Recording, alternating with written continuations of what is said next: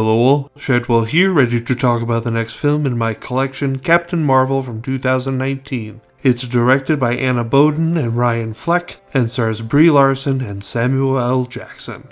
I know I said in one of the recent reviews of Captain America the Winter Soldier that Sam Wilson, also known as Falcon, was my favorite MCU character, and watching this film again, I'd like to change that. My favorite character is the Flurkin cat Goose that Nick Fury bonds with in this film.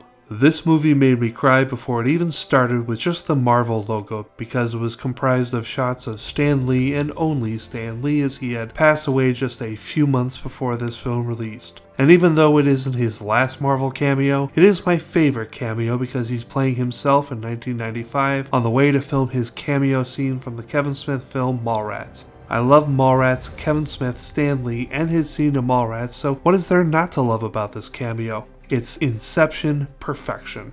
Okay, so I'm gonna piss a few people off because I have to spoil the big turn in this film because, much like Captain America the Winter Soldier, it is hard to talk about meaningfully without revealing this spoiler.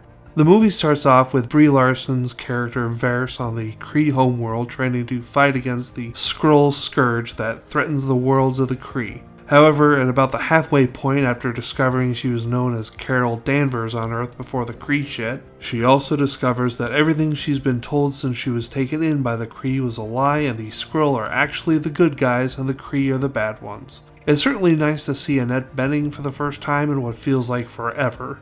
Don't misunderstand though, she's been working constantly since we last talked about her during the American Beauty review. I just haven't seen any of her films with the exception of 2006's Running with Scissors. And even if he turns out to be a villain, it's really awesome to see Jude Law, who I love seeing every chance I get ever since I saw him in one of my favorite movies of all time, The Talented Mr. Ripley.